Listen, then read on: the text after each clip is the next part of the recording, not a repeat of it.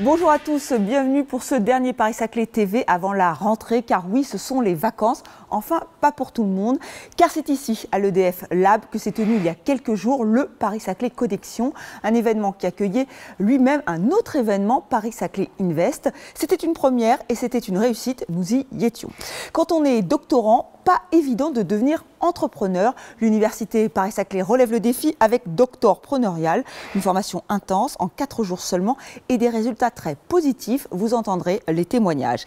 À suivre aussi notre focus sur Versailles Satori West, un projet d'aménagement concerté et discuté. Une réunion publique de synthèse a permis de faire le point. Ensuite, on vous mettra en appétit avec un tout nouveau lieu de restauration, son petit nom RIEA ou Restaurant Inter-Entreprise Administration à Paris-Saclay. Il a été inauguré à Palaiseau. Nous avons rencontré l'architecte. Enfin, notre agenda, ce sera à la fin de cette émission. C'est donc ici, à EDF Lab, que s'est tenu Paris-Saclay Connexion, un rendez-vous de l'innovation ouvert aux acteurs du public et du privé et qui a accueilli pour la première fois Paris-Saclay Invest, un événement dans l'événement, donc, et une réussite, je vous le disais. 20 startups ont pu présenter, défendre leurs projets. Tout de suite, les explications de Philippe Vandenmal, le président-directeur général de l'EPAPS.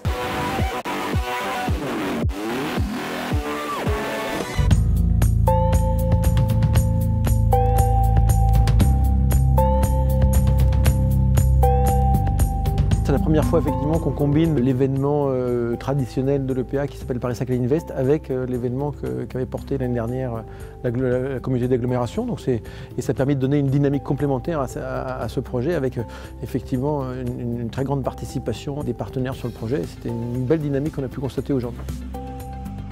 Donc on s'est réparti les rôles avec l'agglomération, mais l'EPA a porté Paris-Saclay Invest, notamment avec tous les partenaires qu'on a dans des lieux d'innovation identifiés, les 140 candidats au pitch contest et au showroom, faire l'analyse avec les jurys pour conduire à cet événement avec 20 startups qui ont fait un pitch pour chercher des partenaires financiers ou industriels et les expositions de démonstrateurs avec le showroom. Donc c'était toute cette participation forte avec en parallèle, toujours dans Paris-Saclay Invest, c'est ce nombre de rendez-vous assez gigantesques qui ont eu lieu entre des entrepreneurs et puis des partenaires financiers notamment. Ça traduit vraiment la dynamique qu'on ressent maintenant de plus en plus, cette dynamique de Paris-Saclay, cette dynamique que l'État a lancée il y a quelques années, qui prend une dimension internationale avec cette université de Paris-Saclay, qui a été maintenant une vraie marque reconnue à l'international, et cette dynamique de territoire sur le grand territoire du plateau, avec les 3 agglomérations que sont Versailles Grand Parc, Saint-Quentin en Yvelines et la communauté d'agglomération de Paris-Saclay dans l'Essonne. Cette dynamique globale, elle est là, c'était redit encore une fois, et ça va ne faire que croître dans les années qui viennent, et j'en suis ravi, et on sent bien cette dynamique et la participation des entreprises présentes comme EDF qui nous accueille encore aujourd'hui, qui participent à cette dynamique et qui veulent aussi faire réussir Paris-Saclay. J'ai le plaisir de décerner donc ce prix du showroom exposition innovation à la société Home Potager. Donc pour moi, Paris-Saclay Connexion, pour moi, c'est le début de quelque chose que je pense formidable. Donc je tenais à remercier tous les partenaires et aussi bien évidemment le territoire qui a de riches ressources et qu'on espère pourra prospérer dans les prochaines années. Merci à tous. Devenir entrepreneur, monter sa start-up, ça s'apprend même quand on est doctorant. L'université Paris-Saclay relève le défi avec Doctorpreneurial, une formation intense, 4 jours seulement, mais qui séduit. Regardez.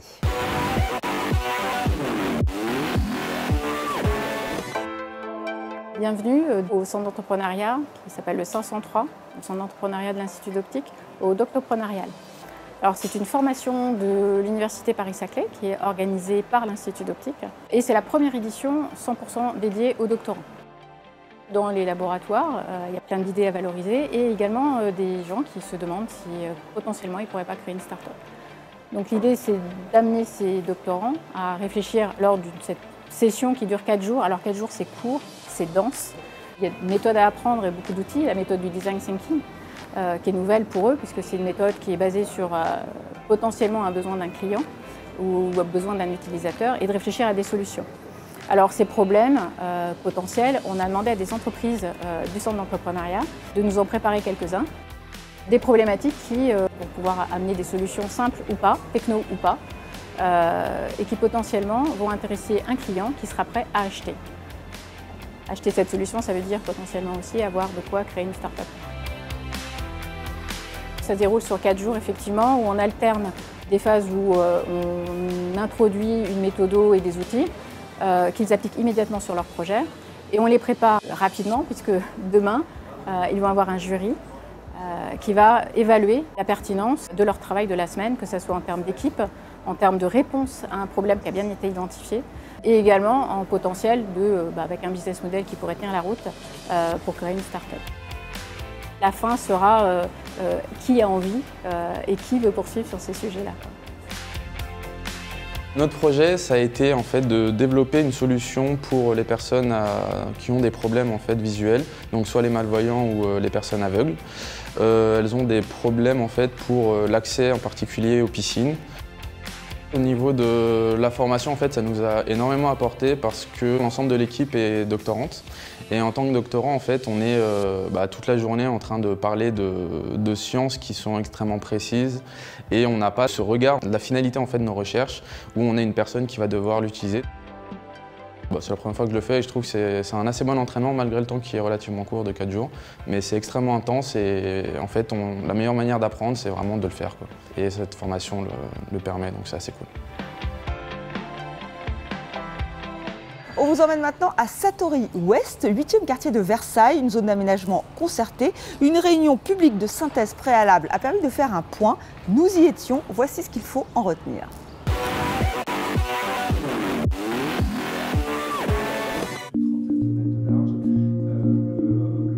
On se retrouvait ce soir effectivement pour une réunion publique de concertation préalable à la création de la ZAC Satori Ouest.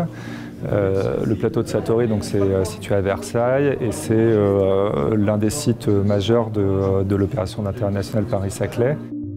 Sur Satori, on a un des éléments principaux de développement du projet qui est la gare de la ligne 18 et qui donc est un élément important. La réunion publique de ce soir, elle clôt une première phase, une phase importante, dite donc de concertation préalable. Donc c'est à la fois un aboutissement par rapport à toutes les étapes de concertation que nous avons menées, des ateliers cartes sur table avec les associations, les entreprises du site. Elle s'est déroulée en parallèle des premières études, en particulier l'étude d'impact de la ZAC Satori Ouest. Et puis c'est aussi un commencement puisqu'elle va nous permettre d'adopter le dossier de création de ZAC en fin d'année au conseil d'administration de l'établissement pour passer aux étapes ultérieures et nous projeter dans l'opérationnel effectivement à partir de l'année prochaine avec des opérations majeures de dépollution, de déplacement de ces fameuses pistes d'essai dont on a beaucoup parlé ce soir, qui sont un élément assez essentiel de ce territoire de Satori pour les entreprises du site. Et puis ça va permettre effectivement de dérouler l'ensemble des études urbaines également avant de démarrer les travaux d'ici environ 2 ans.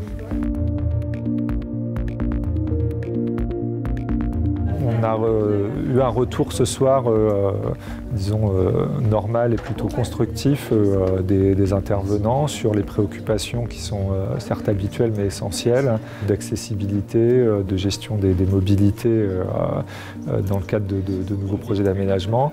On est sur un site assez exceptionnel, un plateau boisé avec des sujets de gestion de l'eau, des eaux pluviales en particulier, de covisibilité avec les sites classés. Et donc tous ces sujets-là préoccupaient l'assistance, ce qui est assez normal. Ils figurent parmi nos préoccupations aussi traitées dans l'étude d'impact.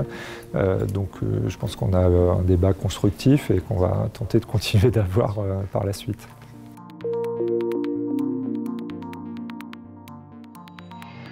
Comme promis, nous voici devant le RIEA, le tout nouveau restaurant Interentreprise Administration Paris-Saclay qui est situé à Palaiseau. Il vient tout juste d'être inauguré. Son architecte, Olivier Delettre, nous explique comment il a conçu ce bâtiment.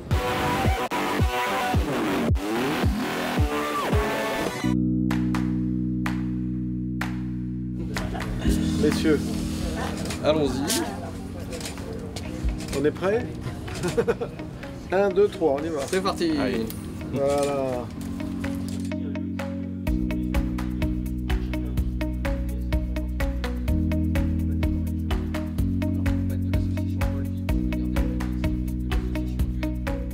avons défini un parti assez fort en fait, avec mes collaborateurs, et on a imaginé en fait faire un grand volume unitaire avec un plafond unique en bois, des parois très absorbantes parce que le confort acoustique est essentiel dans un restaurant, bien évidemment, parce que c'est un moment de calme et de tranquillité, avec des matériaux aussi absorbants au sol, donc des matériaux souples et résistants. Donc vous voyez ce volume avec des contrastes et dans lequel la lumière rentre par tous les espaces. Nous avons modifié un certain nombre de choses, créé des mezzanines pour que le futur restaurant puisse bénéficier partout d'espaces éclairés et avec une vue.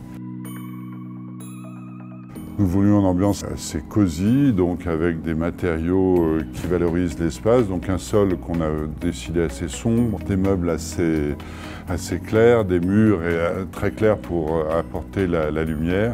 Et partout, vous voyez ces parois perforées qui sont destinées à apporter une qualité acoustique qui est très importante pour le bâtiment.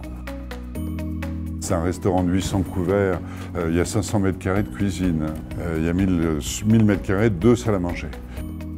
Le bâtiment est plus destiné aux entreprises qui sont déjà sur le site, au CEA de Saclay qui est donc le commissariat d'énergie atomique qui a un grand espace ici, et aux différents espaces de recherche aussi qui seront associés à l'université. Donc une clientèle plutôt, là, je dirais, d'un âge moyen et non pas seulement à des étudiants.